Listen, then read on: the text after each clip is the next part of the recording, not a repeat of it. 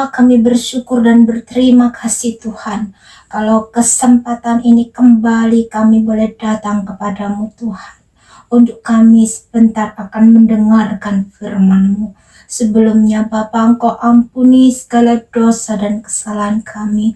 Tuhan, sucikan hati dan pikiran kami. Kuasai keberadaan kami seluruhnya ya Bapa, roh, jiwa, dan tubuh kami. Hati pikiran kami kuasai dengan kuat kuasa Roh Kudus-Mu. Ini kami di hadapan-Mu Tuhan. Kau sudah memberkati kami dalam kehidupan kami sehari-hari. Kau juga memberkati kami melalui firman-Mu. Buat kami mengerti kehendak-Mu Tuhan melalui firman-Mu. Dan beri kami kemampuan-Mu Tuhan, untuk kami boleh melakukannya dalam kehidupan kami. Supaya kami tidak berdosa kepadamu. Di dalam nama Tuhan Yesus Kristus, kami sambut firman-Mu. Haleluya. Amin. Puji Tuhan. Shalom. Salam sejahtera di dalam nama Tuhan Yesus Kristus. Saudara, saat ini saya akan memberikan tema bagaikan anak yang terhilang dan didapatkan kembali. Saudara, setelah manusia jatuh ke dalam dosa karena telah melanggar perintah Allah dan lebih menuruti perkataan iblis dengan segala tipu dayanya, maka manusia telah diusir dari Taman Eden. Karena di Taman Eden selain ada buah pengetahuan yang baik dan yang jahat, di Taman Eden ada juga pohon buah kehidupan yang membawa orang kepada kehidupan yang kekal, kepada keabadian atau kekekalan. Saudara, sebelum manusia jatuh ke dalam dosa, Allah memberi perintah agar manusia memakan semua pohon yang ada di Taman Eden dengan bebas, termasuk di antaranya adalah buah pohon kehidupan. Hanya buah pohon pengetahuan yang baik dan yang jahat yang membawa kepada kematian, itu saja yang dilarang oleh Tuhan untuk manusia tidak memakannya. Tetapi karena kehendak bebas yang diberikan oleh Allah, membuat manusia lebih menuruti perkataan iblis dengan segala tipu dayanya, sehingga manusia jatuh ke dalam dosa yang membawa kepada maut atau kebinasaan kekal, sehingga Allah melarang manusia yang telah jatuh ke dalam dosa untuk mengambil buah pohon kehidupan, dan Allah mengusir manusia dari Taman Eden. Dan di jalan yang menuju kepada buah pohon kehidupan, Allah menempatkan beberapa kerub dengan pedang yang menyala-nyala dan menyambar-nyambar untuk menjaga jalan ke pohon kehidupan, sehingga kalau ada manusia yang berusaha untuk mengambil buah dari pohon kehidupan, manusia itu akan mati ditebas oleh pedang malaikat yang bernyala-nyala. Lalu apakah Allah tidak mengasihi manusia lagi setelah manusia jatuh ke dalam dosa? Tidak, saudara. Melainkan Allah tetap mengasihi manusia ciptaannya dengan kasih yang kekal. Dan ini yang perlu kita ketahui, bahwa Allah kita adalah Allah yang setia. Dengan penuh kasih sayang, Dia tetap mengasihi manusia untuk selama-lamanya. Allah mengetahui bahwa segala kecenderungan hati manusia adalah berbuat dosa. Tetapi inilah isi hati Allah. Kalau boleh, kalau bisa, manusia diselamatkan. Kita bisa melihat di dalam Yohanes 3 ayat yang ke-16. Karena begitu besar kasih Allah akan dunia ini, sehingga ia mengaruniakan anaknya yang tunggal, supaya setiap orang yang percaya kepadanya tidak binasa, melainkan beroleh hidup yang kekal. Saudara, rahmat Tuhan selalu baru setiap hari. Manusia yang telah terusir dari Taman Eden dan mendiami bumi sebagai tempat kediamannya sebagai manusia. Karena dari debu tanah manusia dibentuk oleh Tuhan Allah, dan manusia akan kembali menjadi debu tanah setelah meninggalkan dunia ini dan menghadap kepada Allah Sang Pencipta. Itulah sebabnya saudara, ketika manusia di bumi semakin bertambah-tambah jumlahnya dan segala kecenderungan hatinya adalah jahat semata-mata, berfirmanlah Tuhan, Rohku tidak akan selama-lamanya tinggal di dalam manusia, karena manusia itu adalah daging, tetapi umurnya akan 120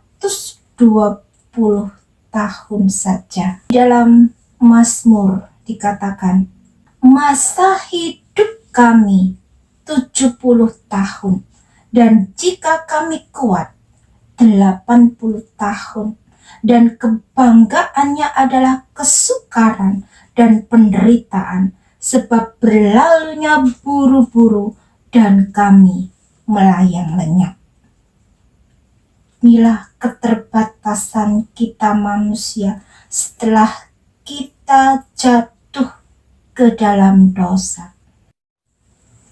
Saudara, pada waktu itu, yaitu pada zaman Nuh, orang-orang raksasa ada di bumi, dan mereka kawin dan dikawinkan, sehingga lahirlah orang-orang yang gagah perkasa di zaman purbakala, yaitu orang-orang kenamaan. Tapi ketika dilihat oleh Tuhan Allah bahwa kejahatan manusia besar di bumi dan segala kecenderungan hatinya selalu membuahkan kejahatan semata-mata, maka menyesallah Tuhan bahwa Ia telah menjadikan manusia di bumi, dan itu memilukan hatinya. Dan berfirmanlah Tuhan, Aku akan menghapuskan manusia maupun hewan dan binatang-binatang melata dan burung-burung di udara, sebab aku telah menjadikan mereka. Tetapi Nuh mendapat kasih karunia di mata Tuhan, sehingga Tuhan memusnahkan semuanya dengan air bah, kecuali Nuh dan seisi keluarganya, dan juga segala jenis makhluk hidup yang masuk ke dalam bahtera Nuh, yang mendapat kasih karunia dan keselamatan yang daripada Allah, sehingga terlepas dari air bah. Dan setelah air bah surut, maka Nuh mempersembahkan korban persembahan kepada Allah. Dan ketika Tuhan mencium persembahan yang harum itu, berfirmanlah Tuhan dalam hatinya, Aku takkan mengutuk bumi ini lagi, karena manusia sekalipun yang timbulkan hatinya adalah jahat dari sejak kecilnya, dan aku takkan membinasakan lagi segala yang hidup seperti yang telah kulakukan. Selama bumi masih ada, takkan berhenti-henti musim menabur dan menuai, dingin dan panas, kemarau dan hujan, siang dan malam. Lalu Allah memberkati Nuh dan anak-anaknya serta berfirman, beranak cuculah dan bertambah banyaklah serta penuhilah bumi. Dan Allah membuat perjanjian dengan Nuh. Firman-Nya, inilah tanda perjanjian yang kuadakan antara aku dan kamu serta segala makhluk yang hidup yang bersama-sama dengan kamu turun-temurun dan untuk selama-lamanya. Busurku kutaruh di awan supaya itu menjadi tanda perjanjian antara aku dan bumi yang kita kenal dengan pelangi. Sehingga ketika pelangi itu muncul, maka Allah akan mengingat perjanjiannya dengan Nuh dan segala makhluk yang ada di bumi. Dan sampai saat ini, bahkan sampai pada kesudahan zaman, Allah tetap mengingat perjanjian yang telah dilakukannya dengan Nuh dan tetap mengasihi dan menyayangi kita manusia ciptaannya, sama seperti orang tua yang sayang, yang mengasihi anak-anaknya. Saudara, kalau kita melihat perumpamaan yang disampaikan oleh Tuhan Yesus di dalam Lukas pasal yang ke-15, Yesus berkata lagi, ada seorang bapak mempunyai 2 anak laki-laki. Anak bungsu berkata kepada ayahnya, "Bapa, berikanlah kepadaku bagian harta milik kita yang menjadi hakku." Lalu ayahnya membagi-bagikan harta kekayaan itu kepada mereka. Beberapa hari kemudian, si bungsu itu menjual seluruh bagiannya dan pergi ke negeri yang jauh. Dan di sana ia memboroskan harta miliknya itu dan hidup berfoya-foya. Setelah dihabiskannya semua harta miliknya, timbullah bencana kelaparan di negeri itu, dan si bungsu ini mulai melarat. Lalu ia pergi dan bekerja pada seorang majikan di negeri itu untuk menjaga babi milik sang majikan. Dan kemudian si bungsu ini kelaparan dan ingin memakan ampas yang menjadi makanan babi itu. Tapi tidak seorang pun yang memberi makanan kepadanya. Lalu si bungsu ini sadar akan keadaannya.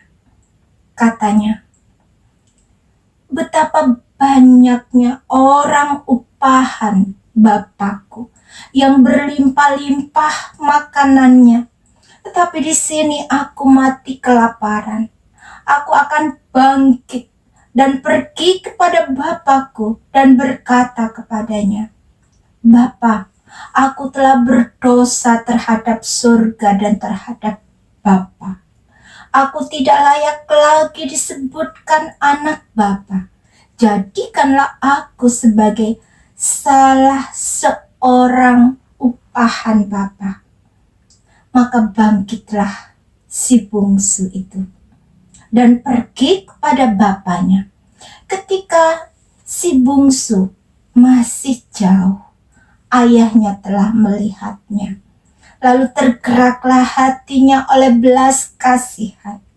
Ayahnya itu berlari mendapatkan dia, lalu merangkul dan mencium dia.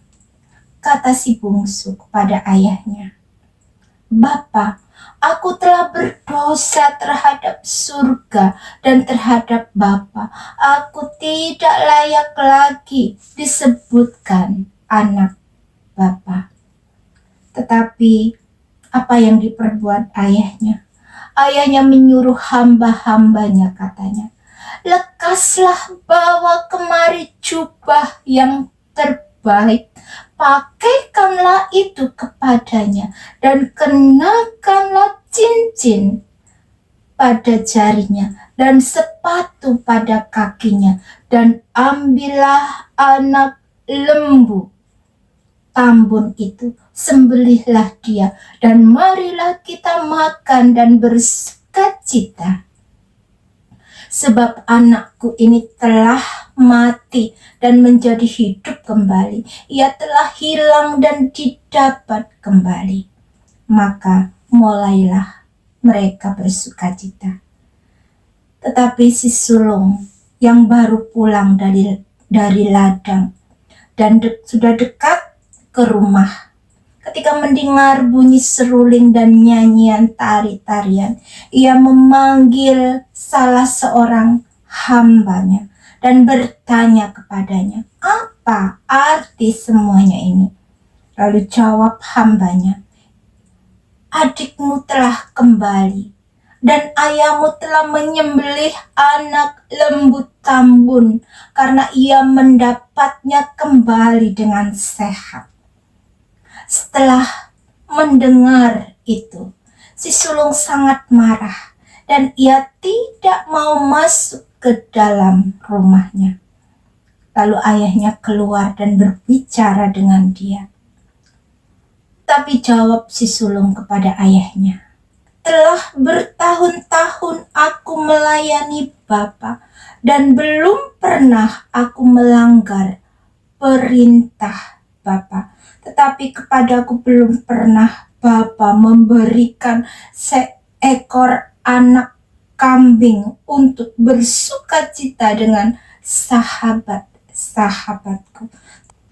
Tetapi baru saja datang anak Bapa yang telah memboroskan harta kekayaan Bapa bersama-sama dengan pelacur-pelacur. Maka Bapa menyembelih anak lembu tambun itu untuk dia. Kata ayahnya kepadanya, anakku, engkau selalu bersama-sama dengan aku, dan segala kepunyaanku adalah kepunyaanmu. Kita patut bersukacita dan bergembira karena adikmu telah mati dan menjadi hidup kembali. Ia telah hilang dan didapat kembali. Saudara, kalau Bapak di dunia ini saja mau menerima anaknya yang telah berbuat salah kepadanya, yang telah menghabiskan harta bendanya, yang telah mengecewakan hatinya, tetapi ayah di dunia ini mau memaafkan, mau mengasihi, mau memeluk anaknya, mau bersukacita ketika anaknya telah kembali ke rumahnya dan membuat pesta di rumahnya. Terlebih saudara, Allah Bapa kita di sorga, Allah sangat bersukacita apabila manusia ciptaannya mau mengakui kesalahannya di hadapan Allah, mau bertobat dari jalan-jalan kita yang jahat, serta kembali kepada Allah. Firman Tuhan, marilah, baiklah kita berperkara. Firman Tuhan, sekalipun dosamu merah seperti kirmisi, akan menjadi putih seperti salju. Sekalipun berwarna merah seperti kain kesumba, akan menjadi putih seperti bulu domba. Sejauh timur dari barat, demikian dijauhkannya daripada kita pelanggaran kita. seperti Bapa sayang kepada anak-anaknya, demikian Tuhan sayang kepada orang-orang yang takut akan Dia. Amin. Berbahagialah setiap orang yang mendengar firman Tuhan dan yang melakukan di dalam kehidupannya. Puji Tuhan. Tuhan Yesus memberkati. Saya mengajak kita sekalian bersama-sama berdoa untuk kita mengakhiri firman Tuhan yang sudah kita dengar. Bapa, ini kami di hadapan-Mu Tuhan, kami sudah mendengarkan firman-Mu. Kiranya tanamkan apa yang baik itu di dalam hati kami, dan beri kami kemampuan untuk kami boleh melakukannya dalam kehidupan kami, supaya kami tidak berdosa kepadamu. Tambahkan kasih karunia-Mu kepada kami Tuhan, untuk mengenal Engkau lebih lagi, supaya kami percaya kepadamu bahwa Engkau Tuhan yang mengasihi kami, bahwa Engkau Tuhan yang senantiasa tidak pernah membiarkan kami sendirian, tapi Engkau senantiasa melindungi kami, menaungi kami dengan kasih-Mu Tuhan, untuk menjaga kami sehingga kami boleh diselamatkan. Terima kasih Bapa, ini doa dan permohonan kami yang kami imani dan kami peralaskan hanya di dalam nama Tuhan Yesus Kristus yang menjadi Tuhan dan Juru Selamat kami. Kami sudah berdoa dan mengucap syukur. Haleluya. Amin. Puji Tuhan. Tuhan Yesus memberkati kita sekalian. Sampai jumpa pada video selanjutnya.